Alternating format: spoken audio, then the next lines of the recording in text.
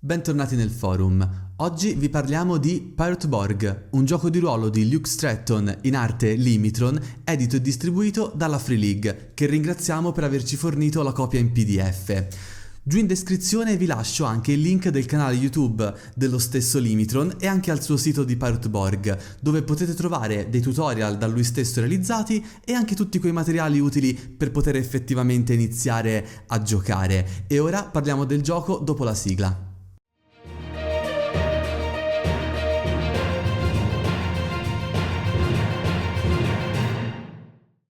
Vi anticipo subito che in fondo al video mi vorrò togliere, qualche sassolino, anzi qualche ossicino dalla scarpa in merito a questa wave di giochi basati sul motore di Mörk Borg che negli ultimi anni abbiamo visto in qualche modo crescere. Da qui appunto una domanda: questo gioco, trattando un tema come quello dei pirati, che nella storia di questo canale per i più veterani di voi vi sarete accorti è un tema che in qualche modo mi sta a cuore, mi sarà piaciuto effettivamente? Ne parliamo in fondo al video. Detto questo, vediamo insieme cos'è il gioco e qual è anche la sua ambientazione.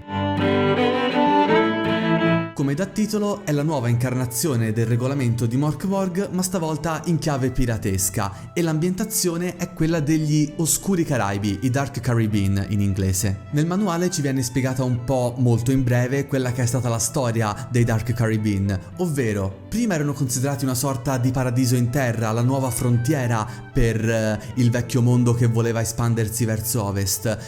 Tutto questo finché a un certo punto una disgrazia si è abbattuta in questi mari, ovvero quella del flagello, ovvero una dilagante epidemia di non morti riemersi dal mare e dalle tombe, che costrinse gli abitanti degli Oscuri Caraibi a doversi difendere con le unghie e con i denti. La vittoria venne ottenuta ad un caro prezzo, ovvero quello di una terra, e di mari soprattutto, ormai marciscenti e sotto la costante minaccia di creature Lovecraftiane e non morte, per non farci mancare niente. Strano a dirsi, questi non morti che furono affrontati e distrutti non se ne andarono senza lasciare niente, perché in qualche modo dai loro resti si è riusciti ad ottenere una sostanza in qualche modo psicotropa per i nuovi abitanti dei Dark Caribbean, chiamata semplicemente The Ash, la cenere quindi, che potremmo considerare una sorta di nuovo tabacco di queste terre, ma anche di tutte quelle varie droghe tipo quelle colombiane che venivano effettivamente scoperte in quel periodo. Si tratta di una sostanza che i vostri personaggi possono effettivamente acquistare e assumere,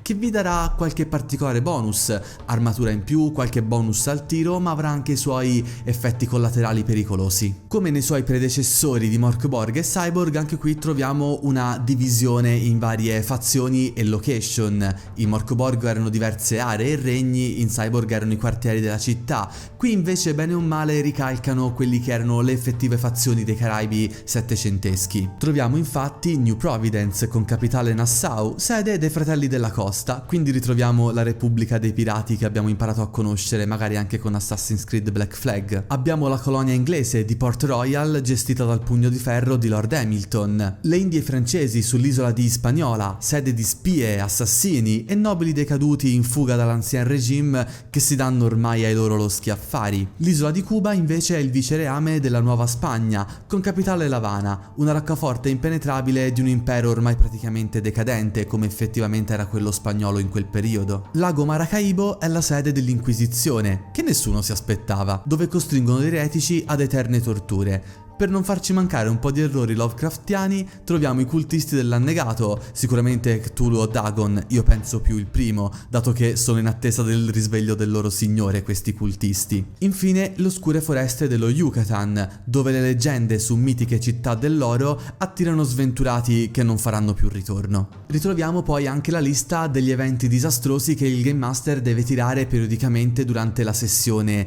o la campagna. Vi ricordate quella che in Mörk Borg ma anche in Cyborg conduceva la vostra avventura sempre più verso, potremmo dire, l'orlo del baratro?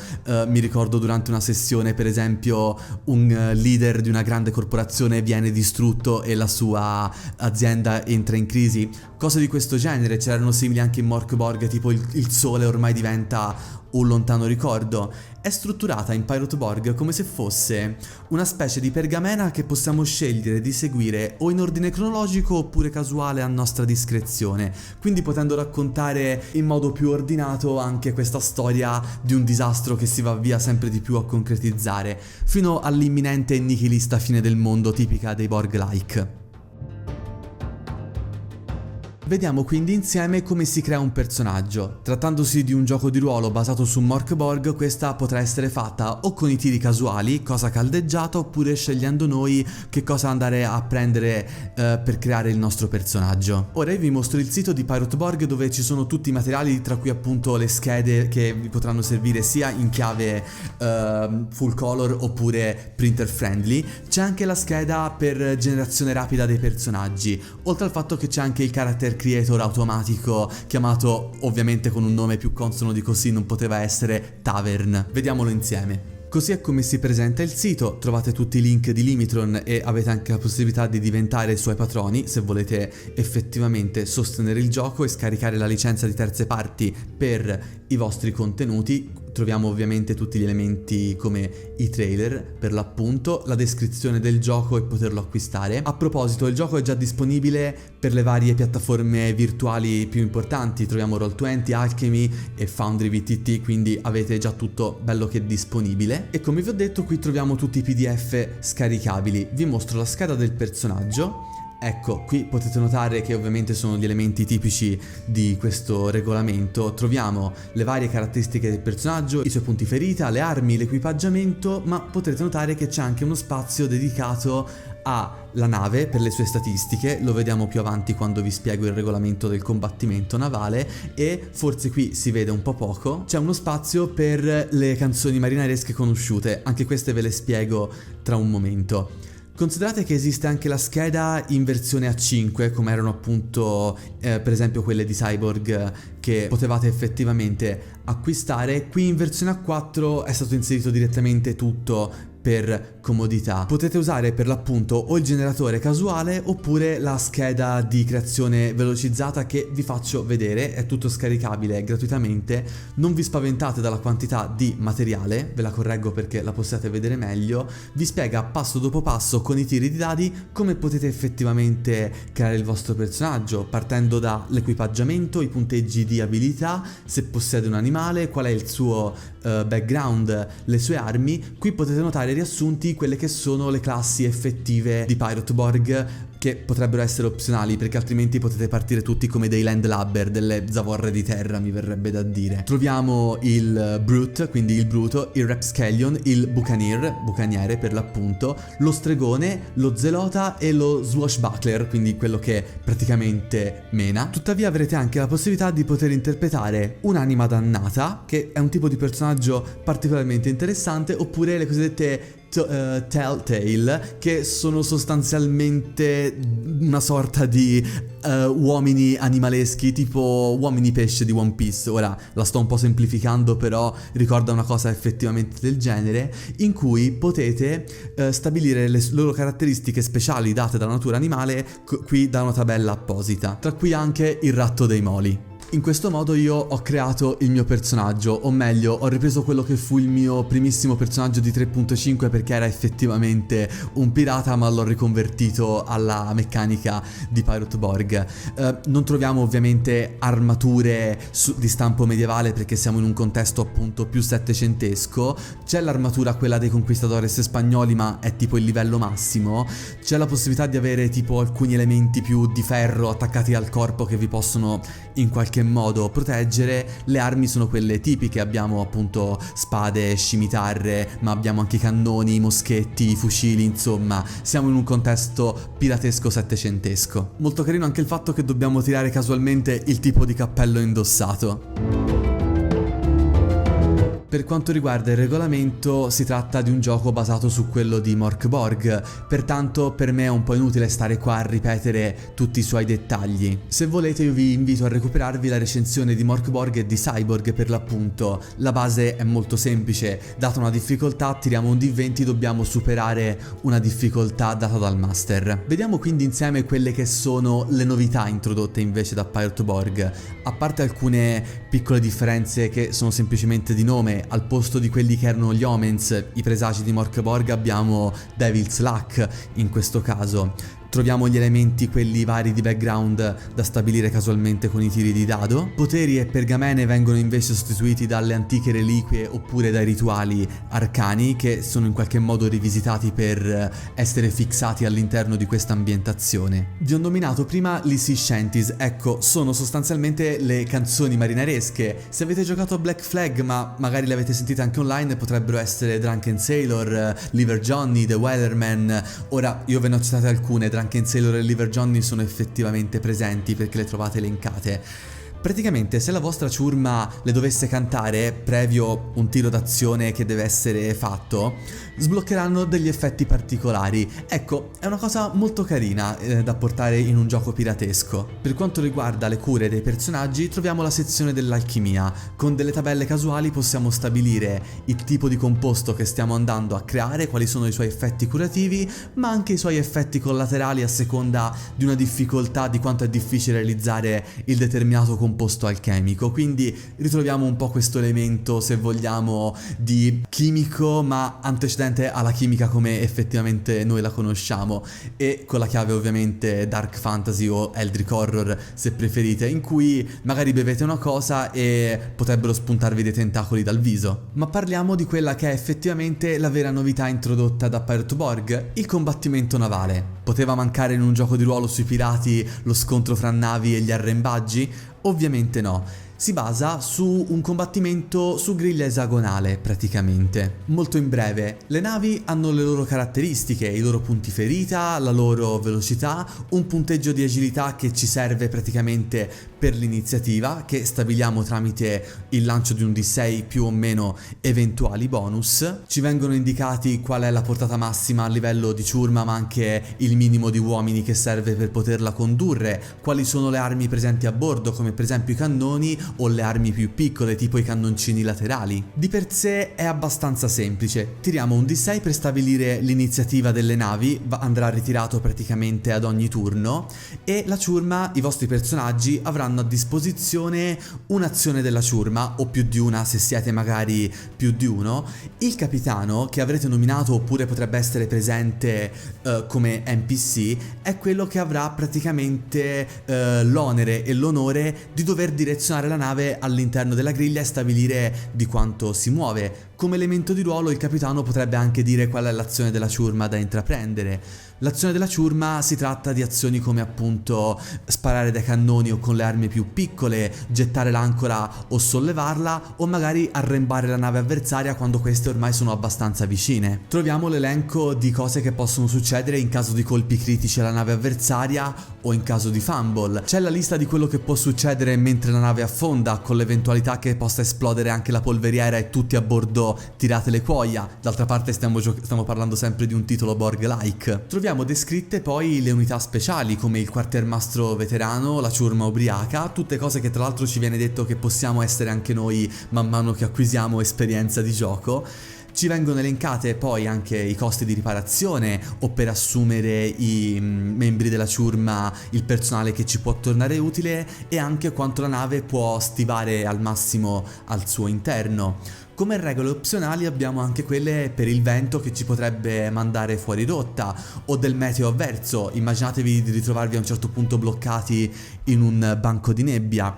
A proposito, come navi elencate troviamo anche l'equivalente di quella di Davy Jones o della nave fantasma, quindi potete anche ricreare una cosa molto simile in quel senso. E ovviamente anche quella per gli incontri casuali in mare, per esempio una gigantesca creatura tipo un megalodonte vi colpisce la chiglia e state iniziando ad imbarcare acqua o finite fuori rotta.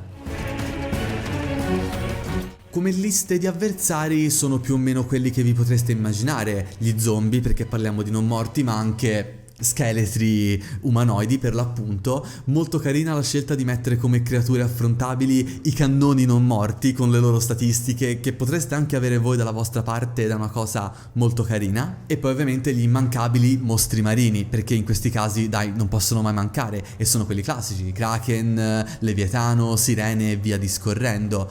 Poi troviamo anche le tabelle per generare casualmente le quest che i nostri personaggi potrebbero voler intraprendere. Per il Game Master abbiamo la possibilità di crearci le nostre isole inesplorate, ma anche per gli NPC, per le mappe del tesoro e per i tesori stessi che possiamo trovare durante l'avventura. Tutto viene chiuso da un'avventura, o meglio da un modulo sandbox che possiamo sfruttare con varie location, potendo combattere via mare oppure avendo un approccio un po' più dungeon crawl, perché abbiamo anche questa possibilità, o magari di esplorazione su terre praticamente vergini. Prima delle mie considerazioni, come promesso, voglio dirvi un po' la mia opinione circa questa Borg Wave che si è andata a creare negli ultimi anni. Per quanto a me il regolamento di Mork Borg mi sia tutto sommato piaciuto, perché quantomeno è molto semplice da portare, è un OSR da un tema piuttosto particolare che lo rende riconoscibile. Tra i vari OSR in circolazione in realtà lo considero molto senza infamia e senza lode, ripeto, messo in confronto ad altri. Sicuramente un campione di estetica e di marketing, ma ciò dal mio punto di vista non è che ne giustifichi in qualche modo tutta questa ondata di giochi che cercano di rielaborarlo in tante chiavi diverse soltanto perché si tratta di un gioco appunto molto famoso e semplice. È un po' quello, perdonatemi la cruda sincerità, che è successo con i vari moduli di quinta edizione, che purtroppo è successo anche con i Powered by the Apocalypse. Insomma, c'è uno stuolo di autori che in qualche modo, cercando di inseguire l'onda del successo di Mork Borg, ha cercato, grazie alla licenza di terze parti, di sfruttamento di terze parti, di poter creare il loro gioco simile. Io personalmente, dopo averne visti tanti, sì, mi sono un pochino stancato. Quindi da qui la domanda che vi potreste fare: come ti sei approcciato a Mork Borg? Ti è piaciuto? Sì o no? Maledizione, sapevo che mi sarei incartato. Vi posso dire che il mio approccio a Pirate Borg è stato abbastanza tiepido, nonostante tratti un tema che i più veterani di voi del canale sanno bene piacermi molto. Vi posso dire questo intanto: rispetto ai suoi predecessori contiene molto più crunch a livello proprio di meccaniche di gioco, ma anche di tabelle di generazione casuale. In effetti lo si potrebbe definire come una grande scatola per attrezzi completa di tutto il necessario per poter vivere avventure di stampo piratesco, e questo è effettivamente un suo grande punto di forza. Niente ci vieta infatti di prendere soltanto quello che ci interessa e poterci creare noi la nostra campagna piratesca utilizzando tutto questo, magari togliendo la parte Eldritch Horror o riservandola a determinati momenti della storia. Però, pur ritrovando tutti quegli elementi tipici di un gioco di ruolo basato su Mork Borg, quell'atmosfera doom metal pur presente nel gioco l'ho trovata un pochino più smorzata, complice il fatto secondo me della descrizione dell'ambientazione che è abbastanza riassuntiva, e un po' anche per le illustrazioni che, per quanto perfettamente calzanti con il tipo di gioco che ci viene proposto, l'ho trovate un pochino meno estreme rispetto ai suoi predecessori, così come il layout che l'ho trovato, fra molte virgolette, un pochino più ordinato. Sicuramente il focus rispetto a questa fine del mondo imminente, che comunque ho detto che c'è, è un po' più orientato verso il combattimento navale, sull'esplorazione delle isole, sul trovare tesori e fare a botte con Marina, con l'Inquisizione, con i cultisti o con altri pirati, perché no? L'ambientazione degli Oscuri Caraibi in realtà mi ha un pochino deluso, mi spiego. In Mork Borg e in Cyborg avevamo un po' le loro ambientazioni personali, certo un po' stereotipiche anche quelle per il loro genere. Qui invece abbiamo sostanzialmente i nostri Caraibi, ma in questa versione doom metal con un po' di Eldritch Horror inserito, quindi non è che mi abbia particolarmente brillato di originalità. Lo so, è un po' la stessa cosa che si potrebbe dire delle Nazioni Pirata di 7 però come gioco lì, ormai lo sapete, mi era piaciuto un po' di più. Ora, le regole per il combattimento navale, più che essere vicine al gioco di ruolo, sono molto più simili ad un wargame come potevamo aver visto in altri giochi, per esempio in Coriolis, dove c'era sempre una divisione della ciurma e le azioni che potevano compiere durante lo scontro con un'altra astronave. Lo avevamo visto anche per esempio in Lancer con il combattimento dei mech. Ecco, rispetto a 7C forse avrei inserito di più la possibilità per il resto della ciurma di poter rivestire un ruolo, il quartiermastro, il Nostromo e via discorrendo. Con le unità speciali in realtà un pochino vi viene lasciato intendere che lo potete fare, ma l'avrei preferito messo un po' più nero su bianco e con le varie caratteristiche dei membri della ciurma, ma peccato. Quindi in conclusione, un gioco da avere a tutti i costi, obbligatorio da mettere nella propria libreria, un capolavoro del genere?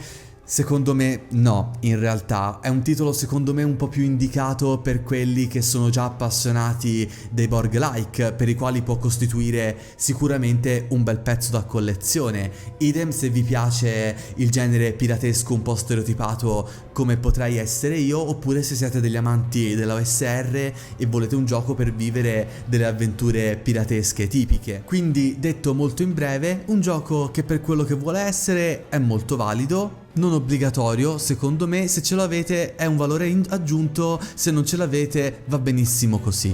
Quel che è certo è che comunque da parte del suo autore c'è stato un lavoro alle spalle molto bello, fatto sicuramente con molta passione e con delle illustrazioni molto in linea, molto attinenti con il tema. Da parte del master, come vi ho detto, richiederà sicuramente un po' più di lavoro, c'è un po' più di crunch, un po' più di tabelle e qualche regola in più appunto da dover tenere in considerazione mentre lo giocate. Detto questo, quindi io vi ringrazio di averci visto fino a questo punto, vi invito a iscrivervi al canale se non l'avete ancora fatto e di cliccare sulla campanella per rimanere aggiornati su tutte le nostre prossime uscite. Se volete ragazzi potete anche sostenerci in maniera un po' più concreta abbonandovi al nostro canale, tanto c'è un taglier solo quindi non vi togliamo troppi dobloni dal forziere. Vi invito inoltre a seguirci sulla nostra pagina Facebook e sul nostro profilo Instagram, in più potete anche unirvi sul nostro gruppo Telegram per poter fare due chiacchiere più in tempo reale con noi sul mondo del gioco di ruolo, e se volete potete anche seguirci su TikTok per vedere i nostri reel e dei contenuti un po' più leggeri. Detto questo io vi ringrazio, Daniele dal forum Sententiam, chiudo.